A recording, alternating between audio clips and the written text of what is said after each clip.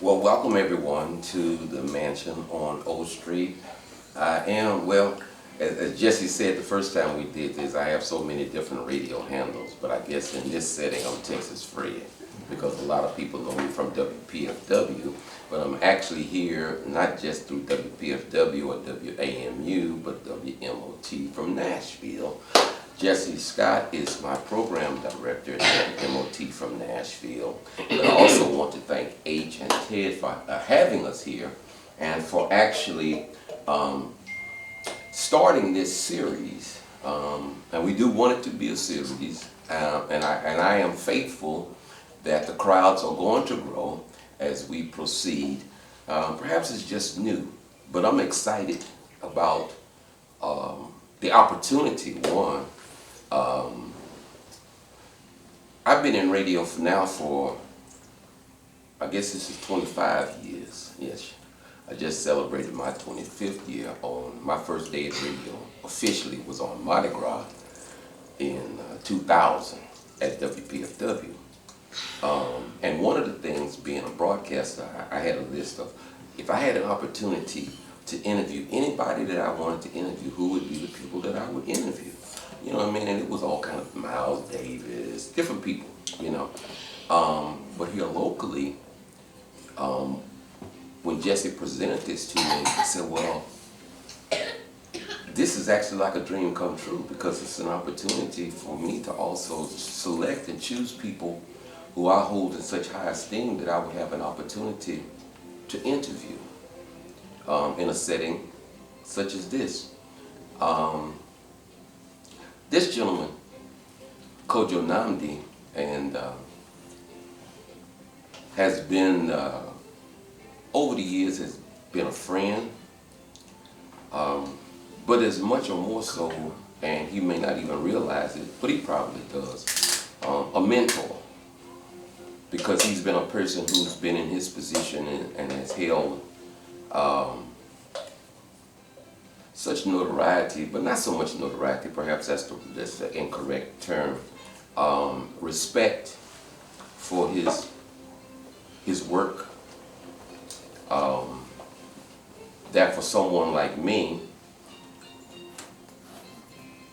tried to learn from him and the way he went about his business. And I'm still learning. Broadcasting was not my avocation. My wife reminds me all the time that that was hers. But when we would go places on that WPFW, as soon as I opened my voice, people knew me that didn't know her. Even though she was in television, but they recognized my voice immediately. We would go places and she said, I don't understand this. How people know you and they don't know, but they don't know me. Okay. But I don't always do this, but I want to do this because I think it's necessary. I want to read his bio before I start into, just so you can have a grasp, a glimpse perhaps, into who this gentleman is. So I beg your indulgence for just a second. Kojo Nnamdi is a longtime host of the Politics Hour. Am I reading right? Yes. The Politics Hour with Kojo Nnamdi alongside resident analyst Tom Sherwood on WAMU 88.5. Born Rex Orville Paul, Nnamdi is a native of Guyana who moved to Canada to attend McGill University and later immigrated to the United States in 1968 to explore the civil rights movement and launch his journalism career. Early on, he covered politics, including Congress and D.C. government. From 1973 to 1985, Nnamdi worked for WHUR-FM, where he served as news editor and then news director, producing the award-winning local news program, The Daily Drum. From 1985 to 2011, he hosted Evening Exchange, a public affairs television program broadcast by WHUT-TV at Howard University. From 1998 until 2021, Nnamdi hosted the Kojo Nnamdi Show, a live talk show produced by WAMU 88.5 that aired weekdays at noon, covering current events, politics, culture, and other topics. In 2003, the Library of Congress selected Nnamdi as the keynote speaker for African American History Month, and in 2001, he was honored as a civil rights hero by the National Council for Community Justice. In 2005, he was named a Washingtonian of the Year by Washingtonian magazine. In 2007, Washingtonian named Nnamdi one of the 150 most influential people in Washington. In addition to his hosting duties, Nnamdi served on the board of the Public Access Corporation of Washington, D.C. for over 2 decades. He is also active at Guyanese, an organization devoted to the welfare of children in Guyana. In 2014, he was inducted into the Society of Professional Journalists D.C. Chapter Hall of Fame. And in 2018, he was inducted into D.C. Hall of Fame Society. The Kojo Nnamdi Show won numerous awards, including multiple PRNDI and AP honors, as well as the National Association of Black Broadcasters Salute to Excellence Award. Nnamdi served on the board of the Library of Congress American Folk Life Center from 2003 to 2008. A proud nationalized American citizen for more than 20 years, his passions include cricket, Caribbean carnival, poetry, jazz, and cycling. Without further ado, my dear friend and mentor, Kojo Nnamdi. Thank you so very much, Fred. This is clearly a mutual admiration society. I met Fred on the radio, like some of you may have. And meeting on the radio is in many respects better than meeting in person. Because often when you meet someone in person, they're with other people. But when we listen to the radio, we always invariably listen by ourselves. And so the relationship that we have with the person we met on the radio is always a personal, almost intimate relationship. It's a one-on-one relationship. And from the very first time I heard Fred on the radio as the Zydeco Cowboy, I became a friend of his. And so when we finally did meet in person at WAMU, it was as if we had known each other before. So thank you very much. You're very welcome. And Kojo is absolutely correct, because I had the same experience when I met Kojo. But, well, a little different for me, I suppose, Kojo, was that because when I was coming through and getting started, you were already there. And so, as I mentioned earlier, for so many of us, you were already a person who we were trying to learn from in this industry, in an international city, no less.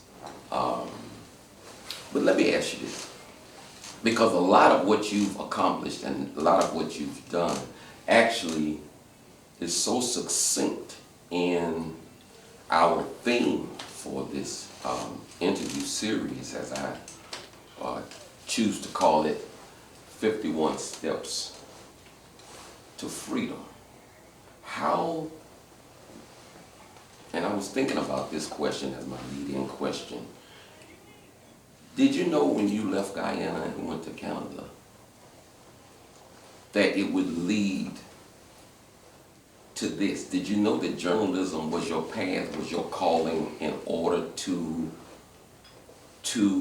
address issues pertaining to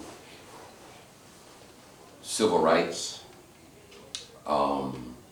freedom and I'm using freedom in a general sense? No. When I was forced to leave Guyana, I had a budding career as an actor. And I thought that that would be my life. My mother thought differently, and so she conspired with a friend of mine at McGill University in Montreal, Canada, to get me admitted to McGill University. No sooner was I admitted to McGill that I joined the players group at McGill University, because I still thought that I would have a future as an actor. But this was 1967, and it was the early part and pretty soon the height of the Black Power movement. And for those of us who were young in our early 20s in a predominantly white environment in Montreal, we really had a great deal of respect for the civil rights movement, but the Black Power movement, because it took a more militant stance, had a greater appeal for those of us who were young. And long story short, participating in demonstrations in Canada was the beginning of my interest in the civil rights movement, in politics, international affairs, and everything that ultimately led to the career that I had in radio. But I want to say two quick things about that. One is that I was born in Guyana, and I was nurtured in Guyana. But I have spent more than past 50 years in Washington. It's where I raised my family, it's where I was able to get a profession, and it's the community that I feel I belong to. And why that's particularly important to me, as you mentioned, 51st, is because we would like Washington, D.C. to be the 51st state. As I have said before, I was nurtured in Guyana, but this is my home. And because I want Washington to be the 51st state, Tom Sherwood and I both got this back in 2013, which is DC flag tattoos. He on his arm and me on my forearm. So I am deeply invested in the community in which I live, the community that has shown me love, and the community to which I belong here in Washington, D.C. So speak to the tattoo, and my wife can correct me, but one of my children, I do believe, has that tattoo. My daughter has that tattoo on her. I don't know if it's on her leg or on her arm. I think it's, yeah. My wife said it's on her leg. It's on her thigh. Yes, she has that, as that very same tattoo from probably high school, I would imagine. Yes, indeed. Now, so as your career path took a turn, as it were, did the acting pursuits dissipate? Or did your love for acting, I mean, did it take a back seat, or what happened with that? Not completely. Okay. You mentioned the organization GUYAID. It's an acronym for Guyanese Assisting in Development, an organization that I joined maybe in the late 1970s, and in an effort to raise money, we once produced a play that I wrote and acted in. Okay. Very badly. But in a way, that was a significant part of my acting career. But let me tell you the relationship between acting and broadcasting. When I first came here, I was involved with an organization called the Center for Black Education, which was an offshoot of what was then Federal City College. It started as a black education program at Federal City College, and then decided that it would be more effective if it was located in the black community. So it bought 2 buildings in the 1400 block of Fairmont Street Northwest, which in 1969 you would know was a centerpiece of the black community. And it was also affiliated with Drum and Spear Bookstore. Well, long story short, one of the programs we had at the Center for Black Education was we produced a newspaper, and we had a drama of which I was the head. The drama group used to do plays, and we were invited to do a series of children's plays at WOL Radio, which was in those days owned by the Sonderling Corporation, and which had a requirement of presenting public affairs programming on the weekends. And they obviously wanted to do that programming as inexpensively as possible. So the fact that they had a group of young people who had a drama group, who were willing to write and perform plays about children on the air, they put us on the air. The public affairs director at WL in those days was a man named Dewey Hughes, who was well known in Washington. Dewey put us on the air. And because we were doing that and it was going so well, and we also produced a newspaper called The Pan-Africanist, Dewey said, well, can you guys do a weekly news program too? So because we were actors, we felt like we could act like news people. And so we produced a weekly news program called Sauti, which meant in Swahili, The Voice. It was a half-an-hour program, and we did that for maybe 2 or 3 years. And then in 1973, while I was still working as an activist at the center and working at Drum & Spear Bookstore, the first black bookstore in Washington, WHUR came on the air in 1971. I could tell you the story about that, but it might take some time. But in 1973, it advertised for a news editor. I applied for that position, got the job, and the rest is history. I've been in broadcasting ever since. But in order to demonstrate the power of radio, please allow me to tell one story. Absolutely. When I started at WHUR, the operations manager was a well-known Washington DJ. He was a historic figure in Washington named Nighthawk.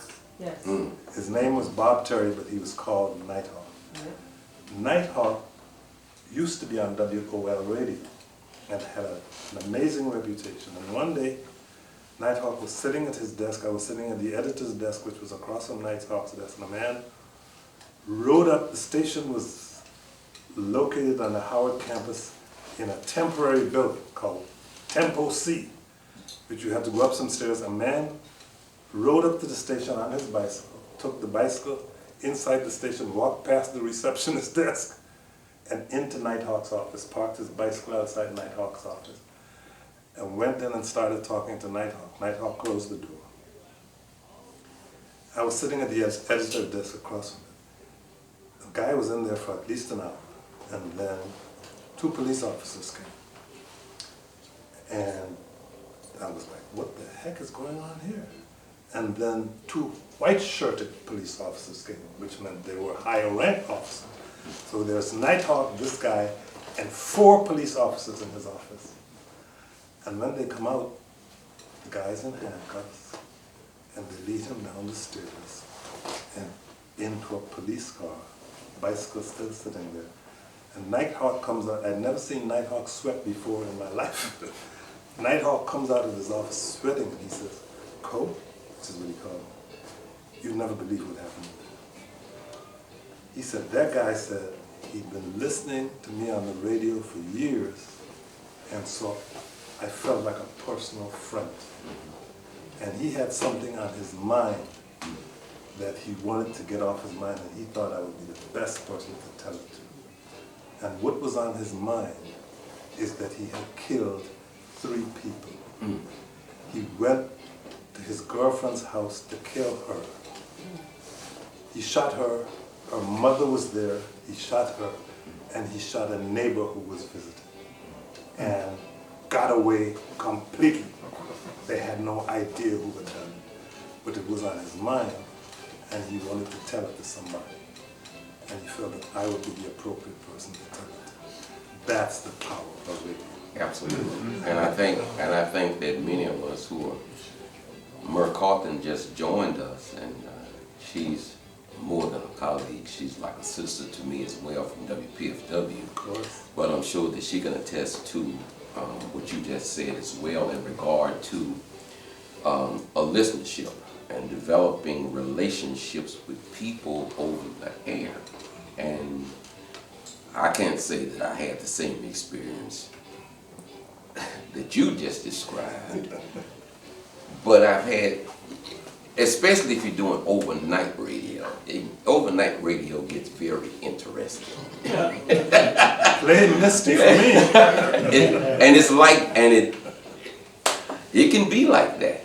I mean, literally, but like you were saying, people form a relationship, and as you alluded to earlier, said directly earlier, that oftentimes people listen to radio by themselves. So their relationship with people in radio, particularly, is in many instances singular. It's not a shared thing, you know what I mean? So while the two of you may listen to me or listen to Kojo, if you're listening to it individually, your relationship with either one of us is yours. And oftentimes you don't realize, and Kojo, I'm sure you can attest to this as well, when you go out into the public and you meet people, just like that gentleman showed up at the radio station, you meet people and they really feel like they really know you. I mean, really, they know you. Even though the acting beat that you talked about sometimes, and I can say this, a lot of people would meet me and they really thought they were meeting Texas Fred. And I told them there's no way that Texas Fred could live like that all the time. I said, because that type of energy, I said, I'd burn up and explode. I said, but what you were hearing, I said, I'm on the air 1 hour. I said, I can't be like that 24 hours a day. But to them, that's what they wanted. That's what they expected. And you somehow kind of have to give it to them. Because that's what Texas Fred, not Fred Carter. Texas Fred is, am I right, Kojo? Texas Fred is their person. Fred Carter doesn't mean anything to them. They don't know who that is. And so it took me a while, but eventually you have to realize when you go out in public, that character is the character that people are expecting to meet. And I think what also unites us is that what got me into radio, what maintains me in radio at this point, and I'll talk a little bit about that, is I came with a sense of mission. Having come out of the civil rights movement, I saw my obligation in radio as a continuation of the struggle that put me there in the first place. And that sense of mission is carried on from generation to generation. There's a young man in this room right now, I don't know how young he is anymore, called Kojo Nnamdi Show, who started a radio station on Martin Luther King Avenue in Southeast Washington called WHUT Radio. And he did it because he had a sense of mission. Most recently, he ran for DC delegate. Come on, raise your hand, please. But that sense of mission is how WHUR got started. Howard University had no thought of having a radio station. And then the Federal Communications Commission ruled that the Washington Post had to divest itself of some of its properties in Washington.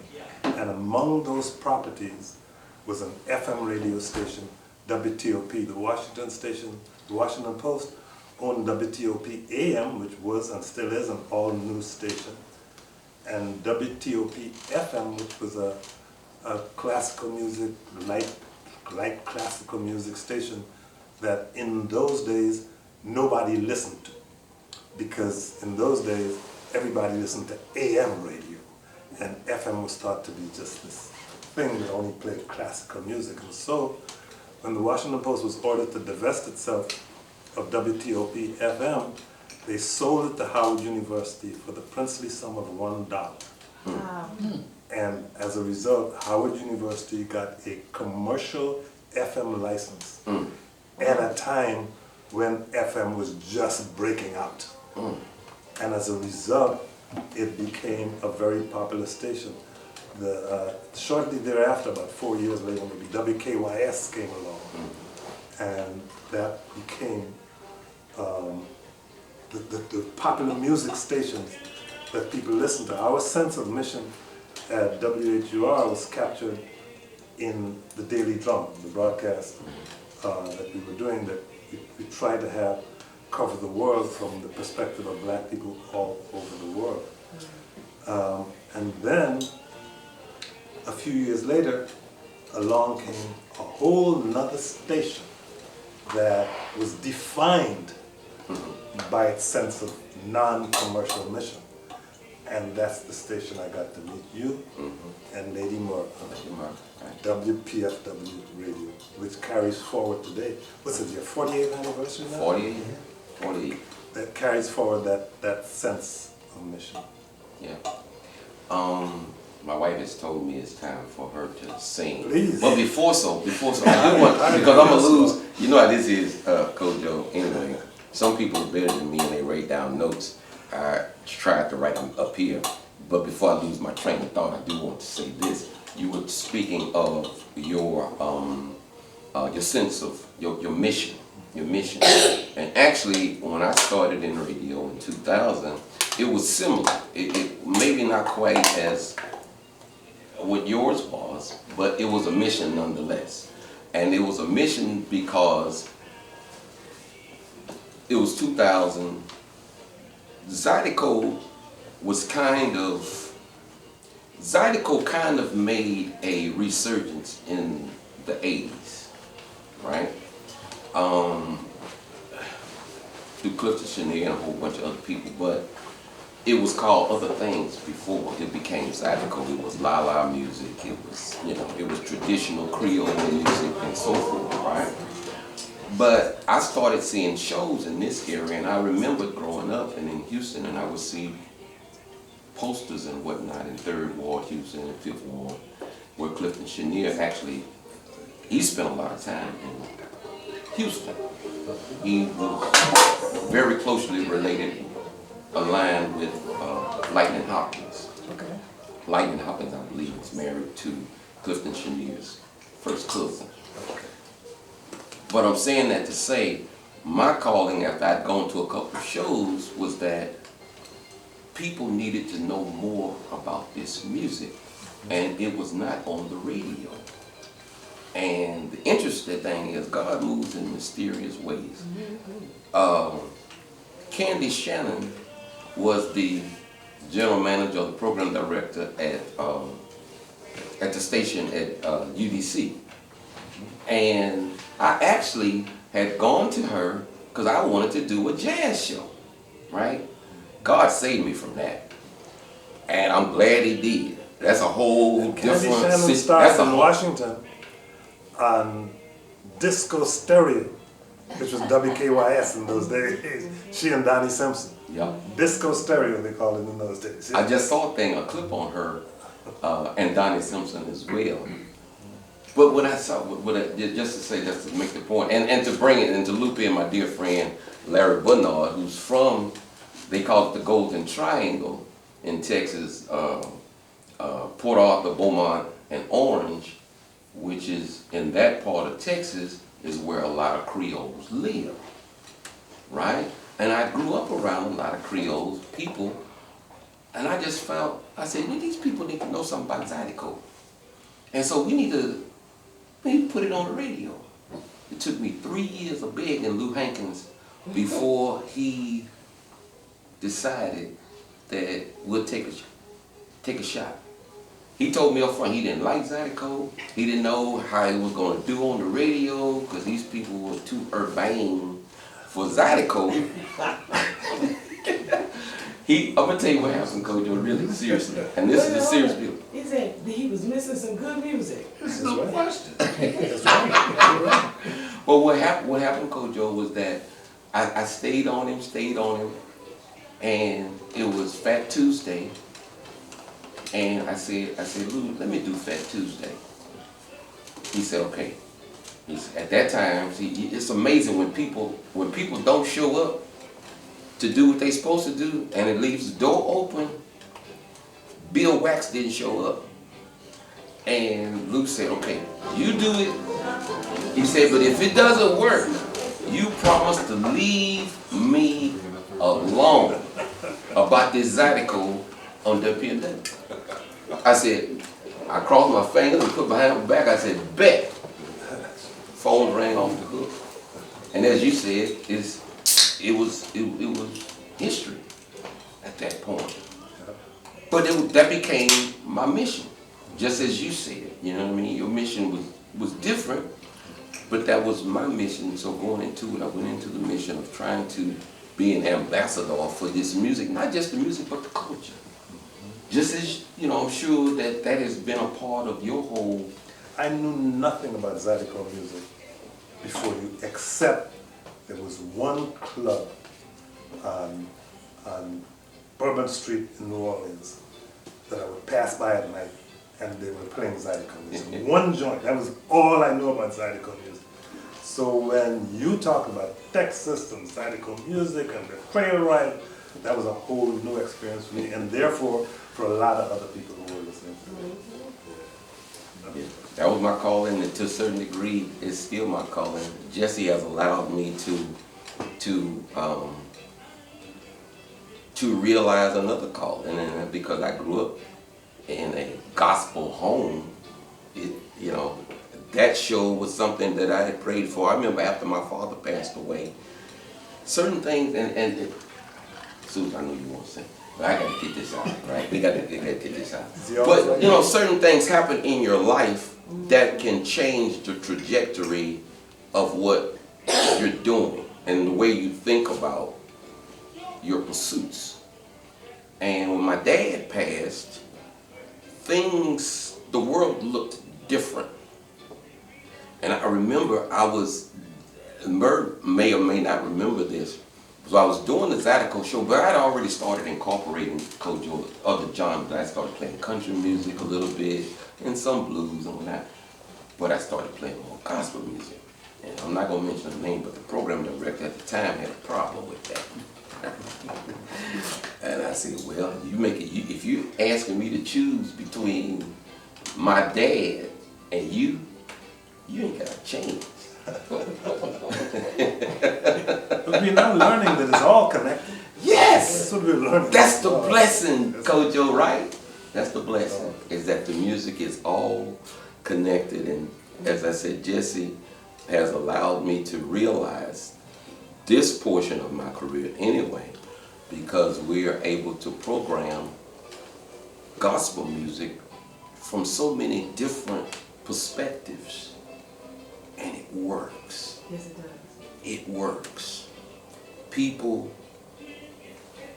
love music. Can you imagine the world? I often say this when we go on fundraising. Can you imagine the world, Kojo, without music? No. I think that's the time. I think it's time for you to sing. Perfect introduction. How about that, Kojo?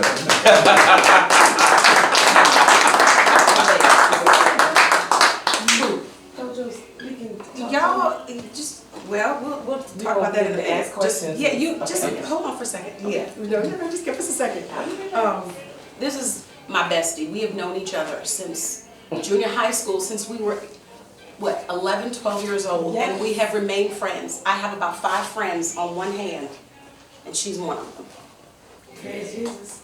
This woman here, Paula Page, she welcomed me with open arms when I got to VA. I didn't know what to expect. I always felt and still continue to feel as though I have a target on my back because I'm not military, I'm female, I'm a person of color, specifically a black woman. So those are the 4 things that I feel that I have a target on my back. But Paula, she welcomed me with open arms and we just clicked. Candace also works at VA. Paula has since left, but Candace is still at VA. And Candace and I, we just connected and we maintained a relationship as well outside of work. So Larry Bernard, yes, he was our insurance agent back when we first got married. Merv, I met through Fred. Jesse, I met through Fred. H, I met through Jesse. And of course, I always listen to you on the radio. I am from the news side, So I actually went to school to get that. So that's when you were talking, and Paul and I are journalists, so that's when we looked, when you were talking about I was an actor. Then That's I why was we're gonna upset act that like journalism did not win the Kentucky Derby yesterday. No, no. But I say this to say that it really is the person, and when you do have an opportunity to meet somebody, that makes the difference, because there are facades that are on the air. While Texas Fred is not Fred Carter, Texas Fred is still a part of Fred Carter. I have lived with him. I know him. I know who Texas Fred is. I have to try to temper him and say, okay, you running, you going, you crossing the line. You can't do those. You can't do what Texas Fred does. You can't say what Texas Fred says. So we are like the yin to our yang. So, but I wanted to share this song, and it's interesting that you talk about the times, and this is something that you guys have never heard, but I hope that you will enjoy it. And here we go. Can we make the world a better place and put a smile on our collective face? Can we make the world a better place so we can live happily in this space? Can we make the world a better place with love, peace, eternal harmony? We've gotta make some changes to make the world a better place. Can we make the world a better place? Learning to love and how to embrace. Can we make the world a better place? And teach the babies mercy and grace. Can we make the world a better place for you, me, and everybody? We've got to make some changes to make this world a better place.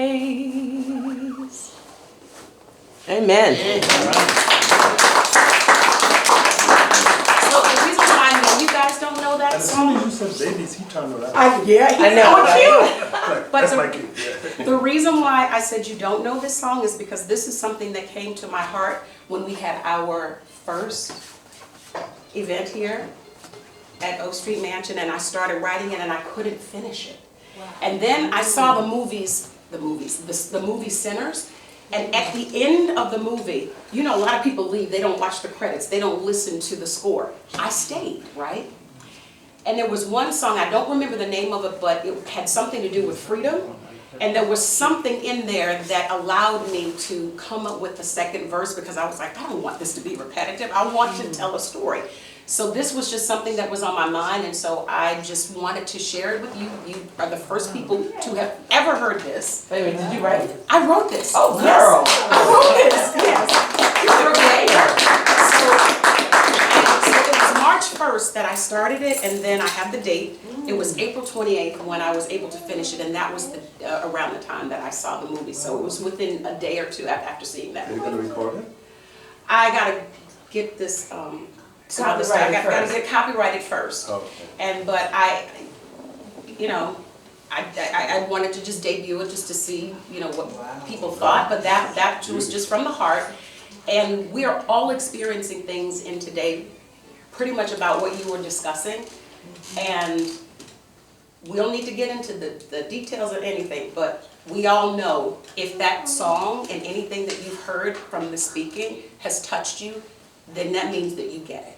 And that means that you don't have to talk about it. So I'm sorry, but I just need specifically. to tell you, if you send yourself tonight, the poor man's copyright, I will talk to you about that Okay. after this. You'll be Jesse's protected. nodding Yeah, I too. know. Jesse's Okay, nodding right. too. Okay. Okay. But, we won't do that today. But I know that because I don't know how, we're short on time, but I wanted to more than anything, and I know that Kojo, I asked you about spiritual music and gospel music, but that was just something that was on my heart that I thought connected with what we were doing here today, so that's why I decided to sing that song. So I'm hoping that's okay. Wonderful.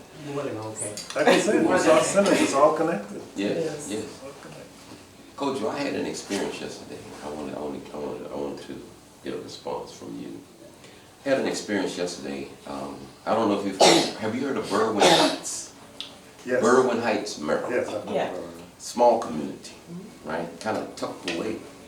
And as a matter of funny thing, I was invited by a listener before COVID to come and to DJ and play music. They like Zydeco, but I know everybody doesn't like that. They'd invite me out. As I tell people all the time, I said, nobody wants to, most people don't want to hear 3 hours Zydeco.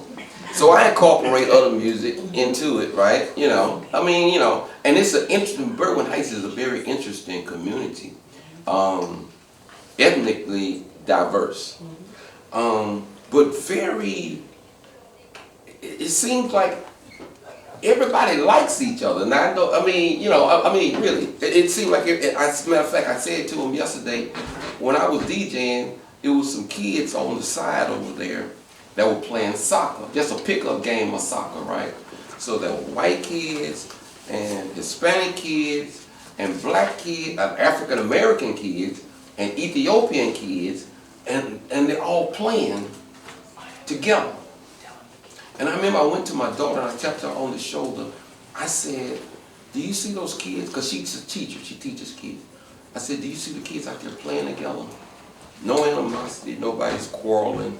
I said, when do people get to a point that hate gets into people's systems?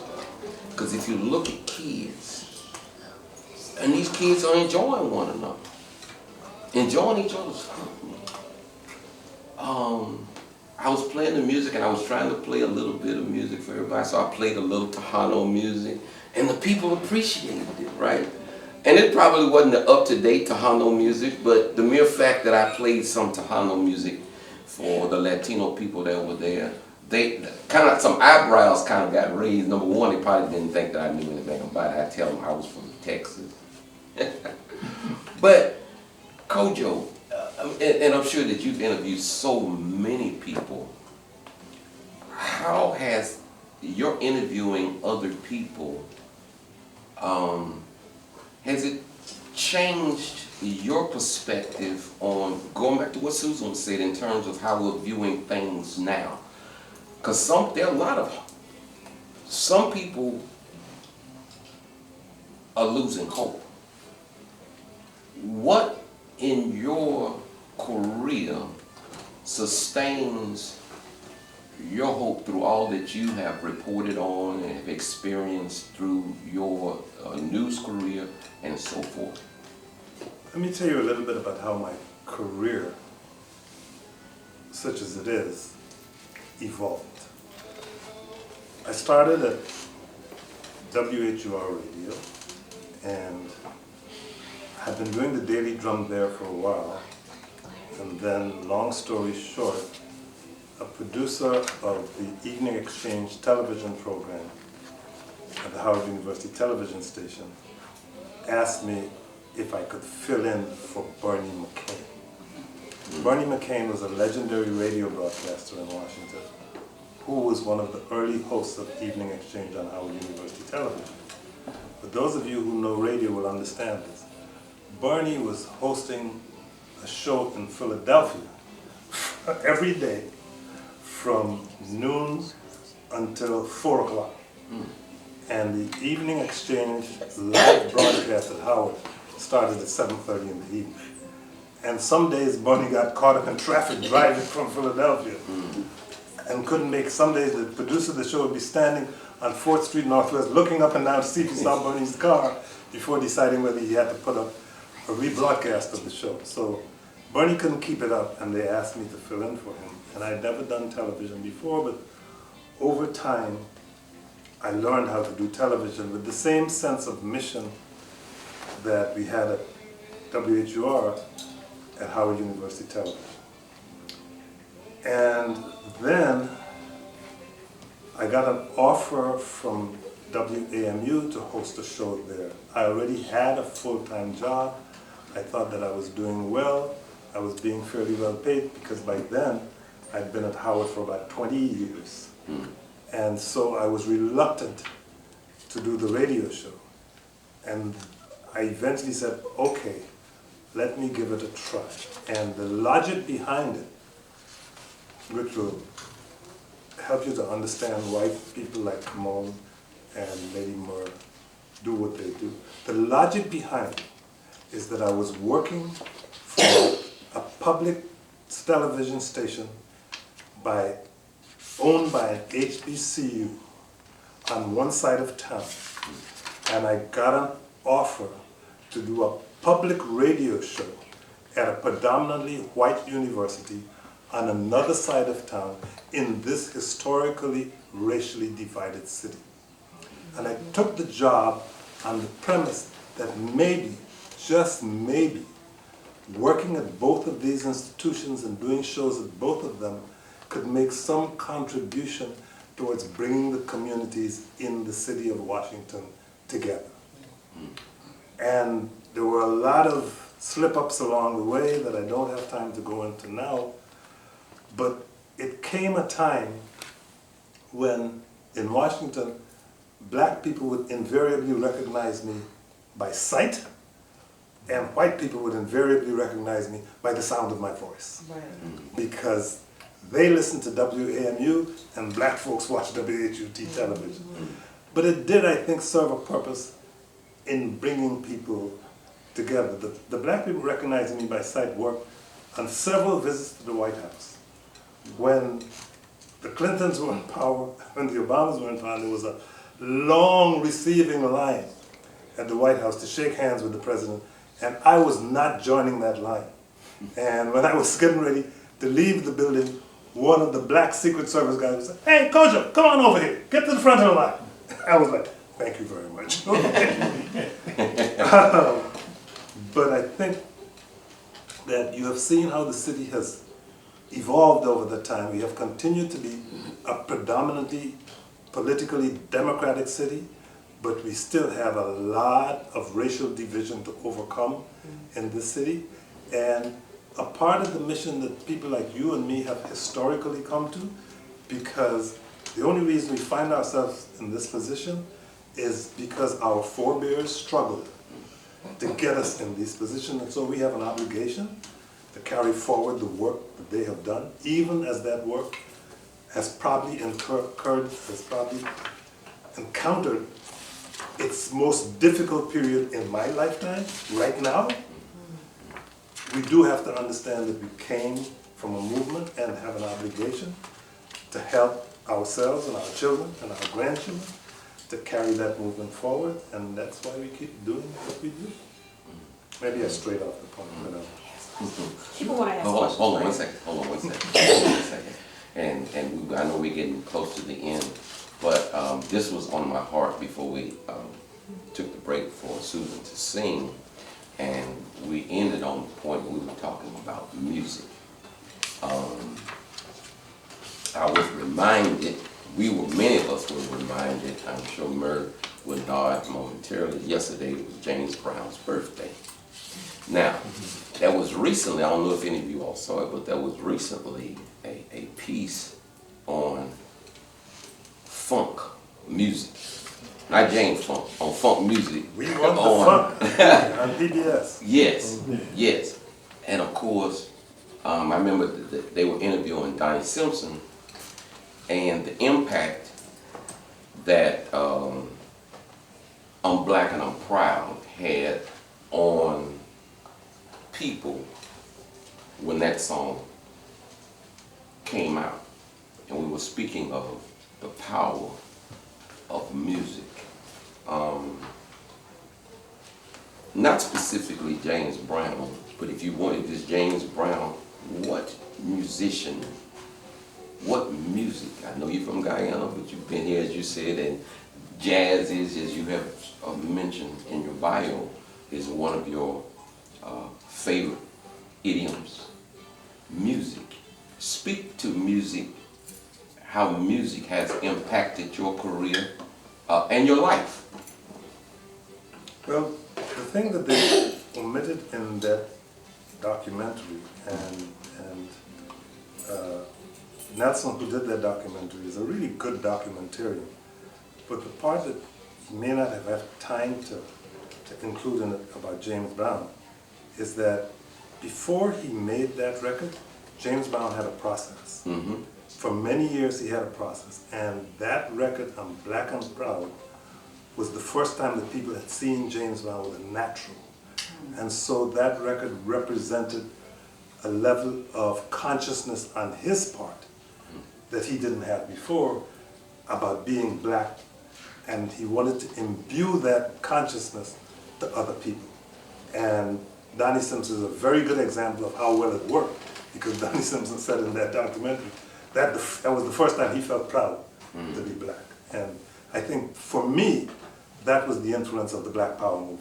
It was a movement that was accompanied by the notion of being black and beautiful, a notion that we still carry to this day. But what was your question again? The power of music. The power of music, yes. The power of music. That's a part of the power of music. Absolutely. But I think when I was very young, I grew up in a country in which there was a lot of calypso music. Mm-hmm. And at a very young age, my elder brother, who I followed in just about everything, began to get interested in jazz. And he introduced me to John Coltrane and Ornette Coleman and Miles Davis when I was still a teenager. And I didn't fully understand what they were doing. As a matter of fact, my mother, who grew up in another generation, when she heard Coltrane, used to say, well, when is he going to stop practicing and start playing? But she didn't fully understand, but that played a very important part in my development, because that was music that you not only had to understand viscerally, you just felt, you had to understand it intellectually in order to fully appreciate it. So that played a significant part in my development. And then after I came here, and there was James Brown and Otis Redding and Marvin Gaye, and the whole kind of soul music and popular music that I really got attracted to at WHUR. In order for us to become the #1 station in the city, we had been playing a lot of jazz music, etc., but we didn't have a great many listeners. And at a certain point, after Melvin Lindsay got really popular during the Quiet Storm, and we said the most important product we have on this station every day is the Daily Drum, 1 hour of news, music, and information about black people and people of color around the world. And not many people are listening to it. They don't start listening till 7 o'clock when Melvin comes on. So what we're going to have to do during the day is pump the funk. And so that's what we did in order to build our listening audience, because we thought we had a product that would be good for them. Now, in terms of my own appreciation of music, Bob Marley introduced me to a whole new world of music, because it came from the culture that produced me in the Caribbean, and it had a statement that invariably talked about the pride and dignity of black people and the people that I came from. So when my college roommate passed, and his wife asked him before he passed what music she wanted him to play, he said, anything by Bob Marley. That's the profound impact that it had on me. And today, as the music has evolved, I gotta tell you, with you and Zydeco music, and then being in Washington, D.C., go-go music, which was the soundtrack of D.C. for such a long time. Thankfully, we have a go-go museum now, come on, because that's not where the younger generation is headed. Okay, that's why it's important that we have a museum there. But all of those forms of music have had a profound influence on my life. And having children who were born into the hip-hop generation and like every young person of their age aspired to be hip-hop artists themselves. When they were in high school and early in college, they converted the rooms in one of the rooms in my house into a studio where they and their friends were creating lyrics, and when I heard profanity, they had to stop and wait till I get outside the room again. But I gotta tell you, all of this music is so connected that even though I don't understand everything that Kendrick Lamar says, when I hear him, I know I'm listening to a John Coltrane song. That's right. Because that's how good he is. And so, music continues to be the drumbeat of my life. I think that's a good place. Thank you, Kojo, so much. And I know you chomping at the bit, Deirdre. Come on. Well, you know, I was told there was a format and, you know, there'd be questions and answers. Sure. I do have a question, but bear with me, please. The question ultimately is going to be about strategy and voice, but I want to give you just a little bit of background, if I may. I was with my mother last night. I take care of her. I'm her power of attorney. She's 95 years old. Both my sides of my family both come from the state of Virginia, all the way back to Jamestown, and we know that, okay? All right, through DNA and everything else. So, she told me a story last night, out of the blue. One of her, I want to honor everyone in the room. As a senior, one of her, someone that she lives with, she's in a nursing facility, passed away. And someone else passed away. That, you know, she's in the twilight of her life.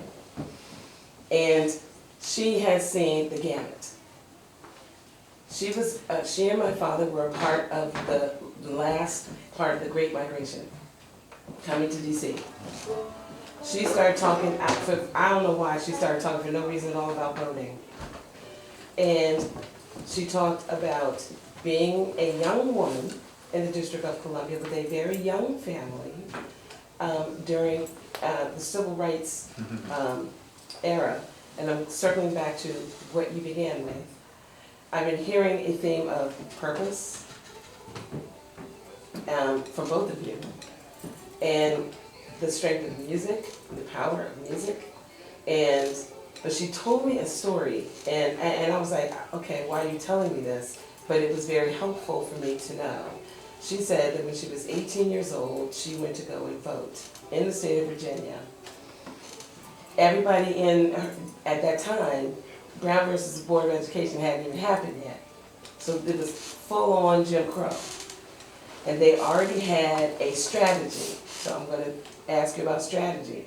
They had a strategy about how to go and vote, what was expected, all the tricks that were being played, all the everything. So she went down there, she felt she was prepared as an 18-year-old. So she goes down there, so they're not taking the bus, none of that. So she has to walk these hills, because it's a hill city, right? She goes down there, she goes to vote. She was not informed that there was a poll tax. So she needed $2.72. She couldn't catch the bus, she didn't have the money. So she walked back to her house and she went and got all the money she had, then started knocking on doors in her neighborhood. Most of the people they knew, but some of the people she didn't know, and she said, I'm trying to vote, this is how much I have, this is how much I need. There was no question. They didn't even ask, they went in and gave her pennies, gave her nickels, gave her whatever, without question. And said, do you need us to go with you to go down to vote? Because they told her what was on the test, because the test was not an actual test, it wasn't a literacy test. It was a really different type of test. If it was a literary test, the writing would have been in Chinese. Exactly. It makes absolutely no sense, and I've seen them as a historian, I've seen them. So it's all a trick. So she knew how to get through the literacy test. She didn't have the funds to pay the poll tax. The community helped her, she went back down to pay the poll tax. And even though she came back the same day, passed the literacy test, paid the poll tax, the person that was the intake person was still giving her, challenging her age. What proof do you have that you're old? And it's like, you know, I was just here. Then the people, because Because my mother said, I told them I didn't need anybody to go back with me, but they came anyway. The neighbors came anyway, followed her, and when she came out of the poll place and still was not able to vote, they all walked in together. That's just an example of, I don't know why my mother told me this yesterday, but I'm like, okay, what do you want to do with that? My question to you is, we're in it, and it's not, the question's not about voting, but the question I have is about, with your experience, and I come knowing about you through the radio, HUR radio, and through WHUT, you know, the drone is all over the world. So, my question is about strategy and about voice. And we are in a different place today because this generation, the generation before the generation now, I have a 24-year-old daughter, the one, they don't have any relationship to any Jim Crow, anything at all. So strategy and voice, I want to know what your perspective is. I don't know what your mother's mental state is. Oh, she's very clear, no dementia. Well, because of that, I think it's also as clear why she told you that story yesterday. Because I think she sees what a lot of us see, and that is that there are people who are in very powerful positions in this country who would like to return to that time again. You mentioned Brown versus Board of Education. A lot of the controversy that they're having now in parts of Virginia and other parts of the country, controversy that's been taking place for years over the Confederate statues and symbols. Those Confederate statues and symbols did not go up until 1954 because of Brown versus Board of Education. They were intended to make a statement about wanting things to be the way they used to be. And we now have people who object to the removal of those Confederate symbols and would like those Confederate symbols to come back. And I think that caused your mother to remember exactly what she had to go through at that time. And to tell you that, because that's what you have to tell your children, and they have to tell their children about what people who are in power right now conceivably envision for the way they would like the world to be. The way they would like the world to be in what they consider the good old days before Brown versus Board of Education, before the Civil Rights Act, before the Voting Rights Act, before the Fair Housing Laws, in the 1940s and the 1950s, when their parents thought that life was good, and that life is no longer good because of all of these things that had to happen. And so there is a movement now to remove all of the progress that has been made since that time. Whether or not that movement succeeds depends in a large measure on what we, our children, and our grandchildren do. But we come from a tradition of struggle and resistance. And we have to teach our children that that's the tradition that they have to follow. And she knew what she was talking about. I would like to also add that, in my opinion, the conservatives are the ones who are doing all the name calling. I'm sorry, yes, the conservatives are the ones doing all the name calling now. Liberals don't get in front of everyone and call everybody a name, or anybody who doesn't agree with them a name, that they're crazy. And I have a problem. I just saw a thing on some social media now. I am a part of what is known as traditional media.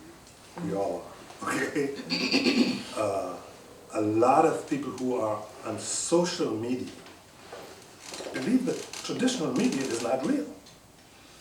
They feel that social media is not real. I happen to feel that social media is not real, but they think that traditional media is not real, and social media is what is really real. What was your question?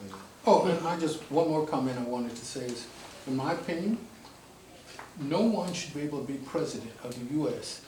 if they dodge the draft, didn't want to serve in the military. Oh, he's about to have a military parade for his birthday? Exactly, but these are the people who dodged it every kind of way they could when they were eligible to be drafted. And now he could send someone else, he or whoever it is, can send someone else off to die. You know, something's wrong with our system now. Well, look, There are, But we need a strategy.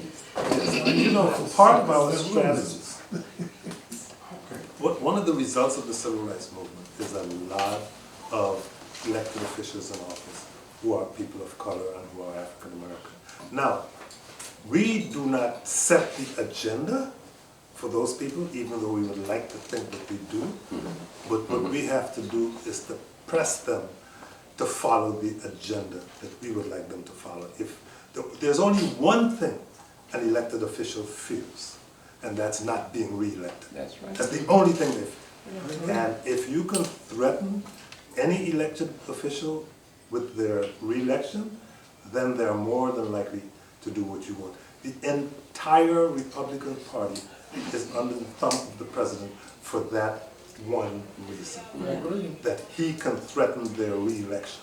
Right. And if we can have a movement that tells our elected political leaders that unless they have an agenda that they can push forward that makes progress, then we won't accomplish what needs to be accomplished. The Christian. Hi. First of all, I see a connection with everything that's being discussed right now. I think that the story that Deirdre just explained talks about strategy, it talks about support. I think the story about James Brown and I'm Black and I'm Proud talks about another aspect of what we have always done as we struggle and resist. And I think the question surrounding social media, the traditional media, I was a journalist for 25 years. It's really interesting now to see traditional media now. I think all of it is connected in a way. And as we sit here and we watch, and it seems like we're just watching all this going on as if nothing is being done. But in fact, there is. There are things that are happening on social media that young people pay attention demonstrating to. out there every day. Yeah, well, that's not what they pay attention to what's on TikTok and Instagram. Let me tell you one more thing that maybe people haven't thought about. This new movie by Ryan Coogler brings together a whole lot of what we talk about. And I've if seen you it watch, twice already. well, but have you watched the reels on social media? That's where the young people get their information. They get the information about how the KKK is represented, how white appropriation, how Chinese, all of that. That's where they get their information. So I see a connection between oral history, music being a way for us to kind of pass the message, and even now, the vehicle's there. It's being used, probably not to the point where to the extent that we need it to be used, but the young people are paying attention. They're not acting necessarily, but they're paying attention to it. So anyway, I see a connection with all this. Speaking of movies, and my wife will attest to this, I'm a old movie fan. I watch a lot of old movies. I watch a lot of TCM. The interesting thing, and I'm going back to, I was talking to Jesse earlier about sometimes you see things either in the social media, on television or whatever, and something may be so parallel to something that is going on personally in your life, and you wonder, like, is this one of those kinds of things? You know, it's serendipity, right? But have any of you ever seen Inherit the Wind? Yes. Too long ago for me to remember. Well, it was just recently on. It was recently on, and the reason why I mention it is because even though they were talking about Darwinism and whatnot, if you take that and supplant it with other things that are going on now, it looks very prevalent. Mm-hmm. And as you were talking about the media and how the media is being viewed, and a lot of people, when Trump started talking about the media being controlled by the left and blah, blah, blah, blah, blah, and Inherit the Wind, they were saying the very same thing. See, so I'm not going to get too much into the Bible, but as the Bible says, there's nothing new under the sun. And while every generation sees that their struggle is somehow unique to them, and as you alluded to earlier, Kojo, we've been here before, may not in the exact same manner, but we're not sitting here with shackles on either. So, yeah, so I did ask you about hope earlier, and you did make your point about that. For our children and for our grandchildren, we have to be hopeful. We have to be hopeful. As bleak as things may seem, we were listening to HUR coming over there, and the young fella that was on the radio was talking about, for some reason, or when it's raining outside, he doesn't feel like he can get up, and he lays back in the bed. I say, see, he doesn't have nothing to do. See, because if you have something to do and somewhere to be, whether it's raining or snowing, you got to be somewhere at 9 o'clock, that's what you're going to do. Whether you feel like getting up and going out in the rain, I got 2 dogs. Them dogs got to go out, whether it's raining or snowing. They don't care nothing about no rain and no snow either. But he was working. And right. He was the talent that was on at the time. And that's Yeah, what but he he's was talking about how, you know, it was raining this morning and he didn't. I said, no, see, and see something, and you know this, you'll agree with this, I'm sure, and Murr will too, and Jesse will too, I'm sure. Something that you feel because you, and Susan spoke to this, when you're in the media, there's something that you may feel, and you may feel strongly about saying certain things that you simply cannot say, because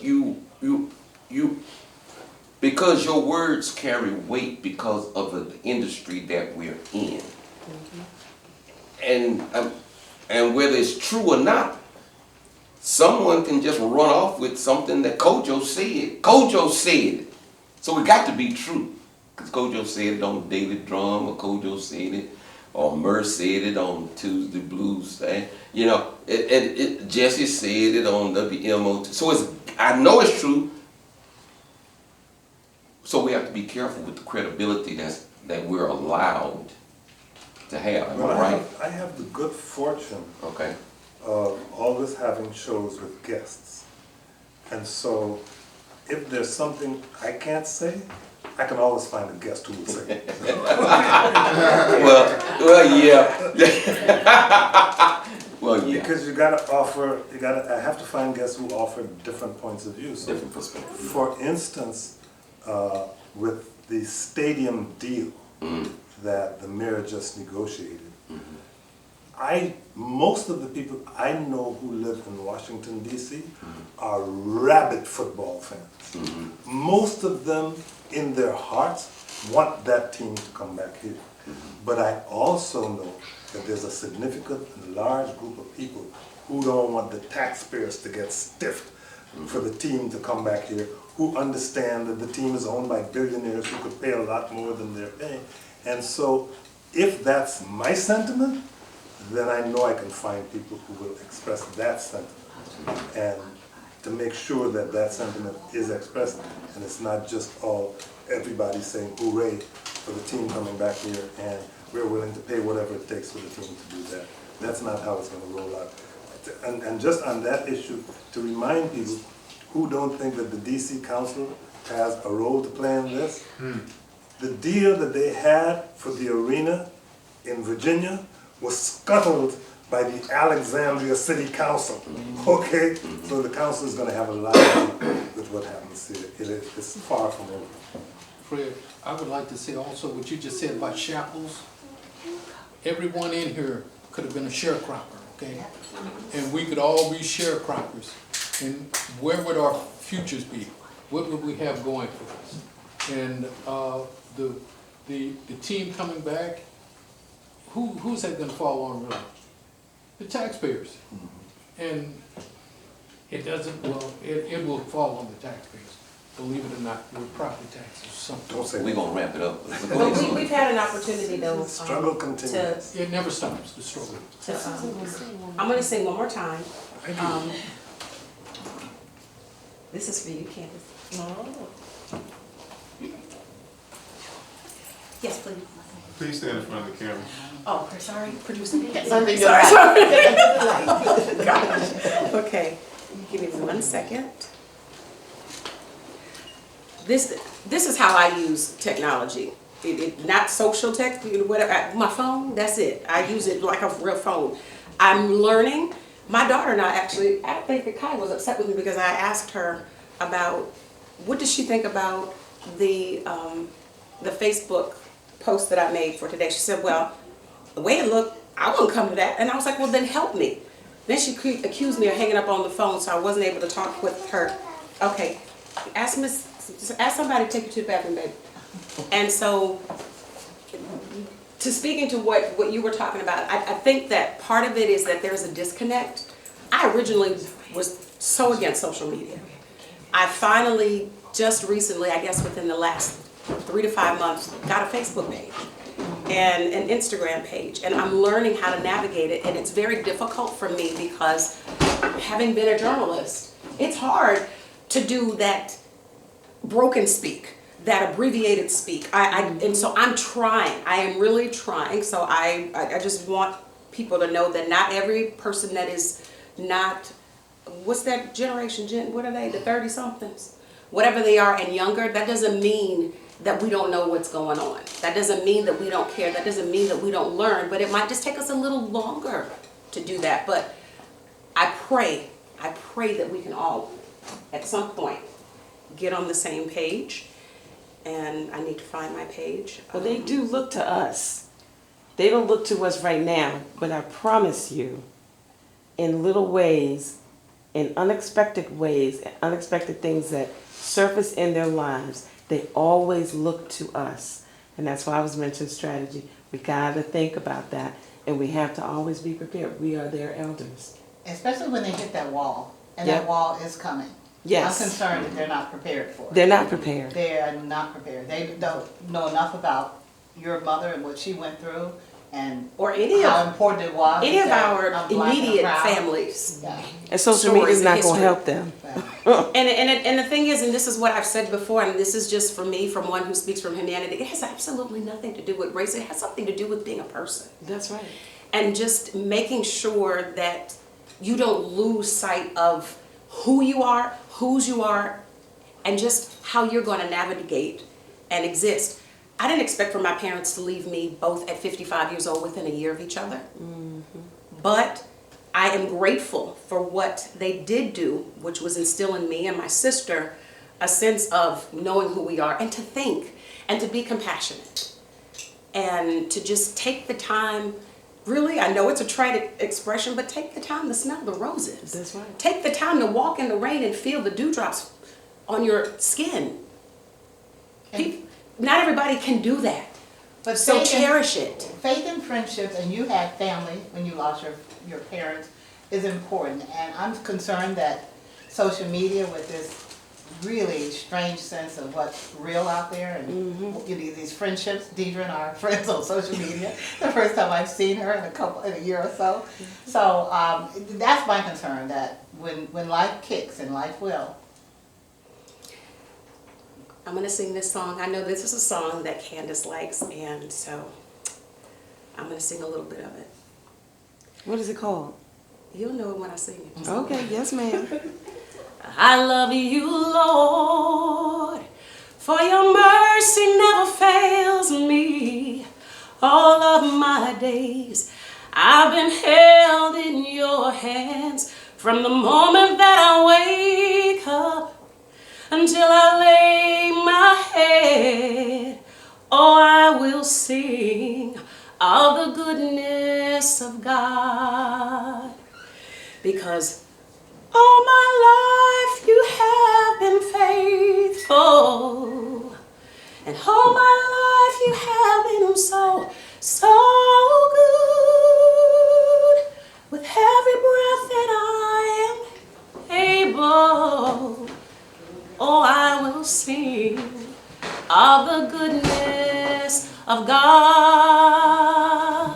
I will sing of the goodness.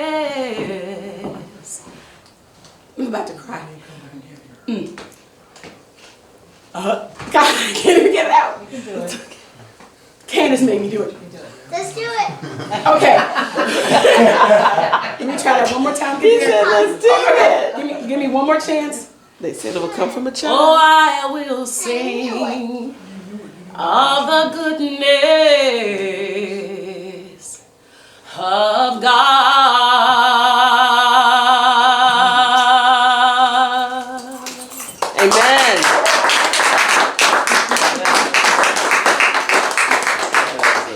Well, I really want to thank Kojo so very much for coming and being with us this afternoon. I have thoroughly enjoyed our conversation.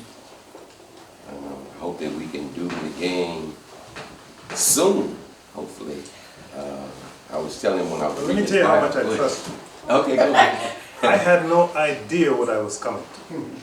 Right. But the mere fact that he invited me told me that I should be here. And I'm really glad that I did come, because I trust you.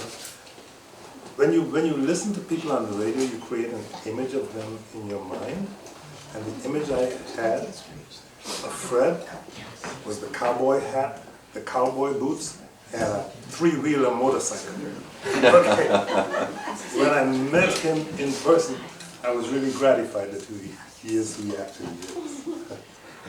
Well, we, as I said, I'm just so happy. I really am happy that Kojo agreed to come. You're not the only one who said that, Kojo. What you just said, they didn't know what Jackie Gills Well, who's actually coming here in July, she said the very same thing. And initially, she told me no. But of course, Jackie Gills Webb is a vice president for the Corporation for Public Broadcasting. So I understood why she initially said no, but then she thought about it and she actually called me back and she said, maybe I need to know a little bit more about what it is you want me to do. I said, Jackie, I'm not going to ask you to jeopardize anything that you are involved in. I said, with her being the person that she is in regard to gospel music in Washington, D.C., and the many years that she's been in broadcasting, she, like you, Kojo, and people who I've talked to, this is an opportunity for people to tell their story in regard to our theme of 51 Steps to Freedom. And I want to give people the platform to discuss from their perspective and their history how their experience in work or in their personal lives or whatever they choose to share correlates with our theme. And once I explained that to Jackie, she said, sign me up. I'll be there. So, as I said, I appreciate you spending the time on, we danced around some things that you told me that we had to kind of get around your own personal life, and I understand that as well. But thank you for squeezing us into your life and sharing what you shared with us in this short bit of time. But I learned so much about my 5 sons.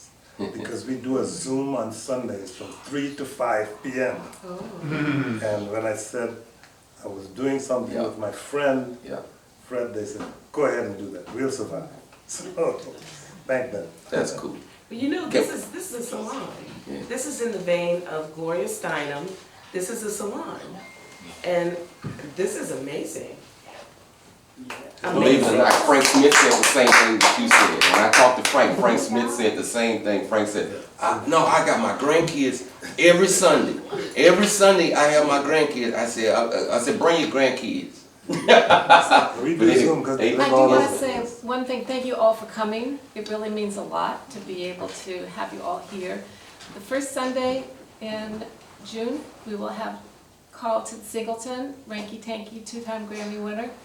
He also, during the pandemic, we wrote a song called Enough in honor of Mrs. Rosa Parks. She lived here at no cost with her posse for 10 years. So they wrote a beautiful song, and Paul Williams, who's the president of ASCAP, wrote the lyrics, and Mark Bryan of Hootie and the Blowfish did the music. So I hope you all come back. He's the trumpet player in Ranky Tanky. He's fantastic. He's also a Reverend. So we'll be here next Sunday. Well, not next Sunday, the first Sunday. Yes. And also with 51 Steps to Freedom, we are building the largest outdoor museum in the world in Washington, D.C. using augmented reality. music, storytelling. A lot of the schools are helping us. The kids are writing some of the stories, many of the stories, and it'll be extraordinary. We're in beta July 4th of this year and fully baked for our 250th. And the whole trail is about bringing our nation together as one. And it's telling the stories of over 300 hidden figures in Washington, D.C. that have been part of creating for equality and opportunity in our country. So. Thank you. Awesome. Thank you, H, and thank you for having us, H and Ted for having us, the founders of the museum here. Thank you. Thank you. Thank you, thank you, thank you, thank you, thank you, Jesse. You all just don't know how much of a blessing it really is for me to be here and to have this opportunity. So thank you so much, Jesse. And thank each one of you for being here. Hopefully you'll tell a friend. We can fill this place up. I am really envisioning that this is going to be, as we continue to evolve, the place that people are going to want to be on the first Sunday of every month. So thank you all so much. Thank you. Before you